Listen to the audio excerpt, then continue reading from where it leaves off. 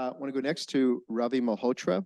Ravi is the founder and president of ICAST. That's the International Center for Appropriate and Sustainable Technology, a national nonprofit that's focused on greening multifamily affordable housing. And as part of that, he manages ICAST's Community Development Financial Institution, CDFI, which is known as the TBL Fund, or Triple Bottom Line Fund, which I love that name, by the way, which finances some of that work plus other energy efficiency and solar projects. Ravi. Thanks, Omar. Thanks for having me here. So I'm the non-California player here on the stage, and we're not a state agency or anything. I'm just basically a nonprofit, two nonprofits in this case. The intent is we work on greening multifamily affordable housing. That's basically our sandbox. And we try and do a turnkey approach because we realize affordable housing people like Michael have way too many things on their plate, and trying to retrofit is not on the top list. So try and make it as easy as possible to be able to decarbonize them and make them more efficient and get them solar and all of that stuff. And if it requires financing, then we're able to provide that using a different approach than state. So next slide, please. So that's just ICAST, which I've already summarized. So go ahead, next slide. We basically do green retrofits. And then our CDFI, which basically provides energy financing. Next slide. So our impression in terms of beneficial electrification for welcome to my world, MFAH, is multifamily affordable housing. So in new construction, we think that's doing all electric, high performance buildings currently in all of the markets we work in nationally actually saves money. Most of our developers are saving between $2,500 to $5,000 per apartment in doing it that way versus just business as usual. With the IRA fundings, our estimation is that saving is going to go up to roughly 20 grand to 25,000. So pretty much we're telling all of our clients, you literally need to get your head examined if you're still doing business as usual in this environment. So for us, new construction, done deal, right? Only the stupid will not be doing it.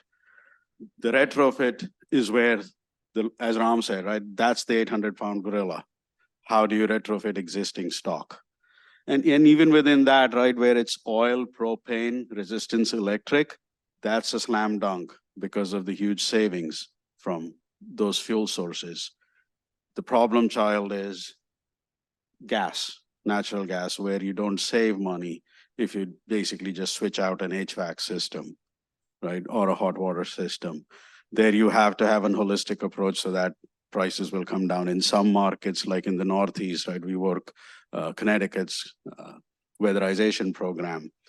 Electric prices are 28 cents per kilowatt hour. California is also high, but where I'm based, Denver, that neck of the woods, it's like 10, 12 cents.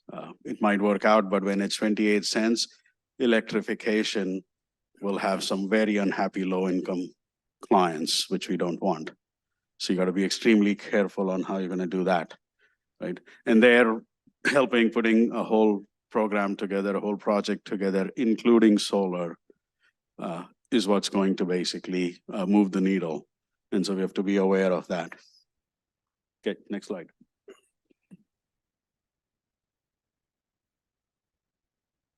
So in terms of sources of capital, Dan touched on it.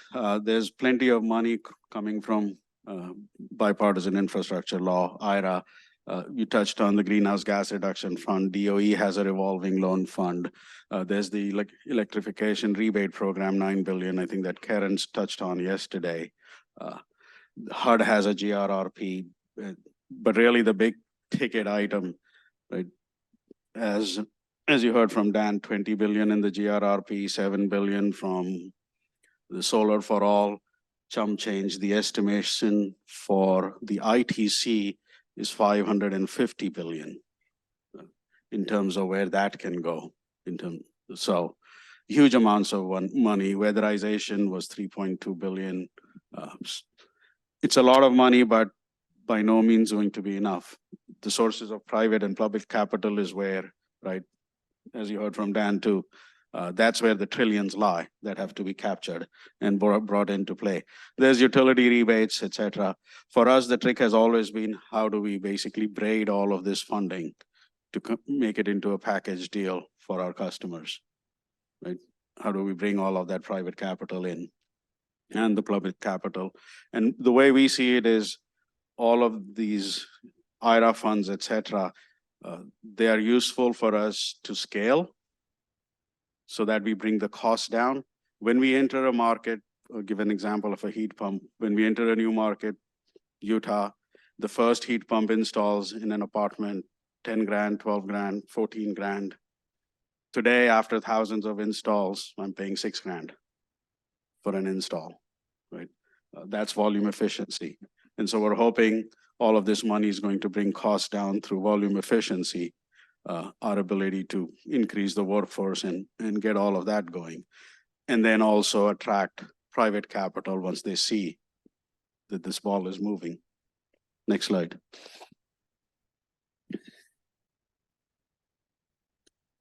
So there's an estimation by a study that says it's 5 trillion. So I have my number. There's all kinds of numbers. It's a lot of money, right? And these billions of bucks from IRA is not going to obviously meet all of those needs. And so what we're doing is basically bridge financing. We're using all of this money. You're going to need bridge money because the rebates, the tax credits, all the grants come after you've finished the project. Nobody gives you money up front. The IRS isn't that generous. Who's going to give you money and say, here you go, let me know how you finish the project. Doesn't work that way. So you're going to need bridge financing to get your project done. And then you need permanent financing. And we, just like you heard earlier, using that money as a credit enhancement, loan loss reserve, whatever you call it. So we're in the middle of those submissions that Dan talked about going in tomorrow.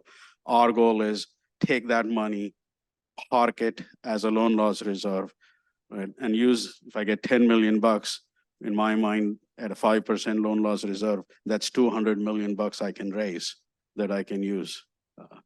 So you're leveraging money that way to try and get this at a lower cost. And I think that's pretty much it.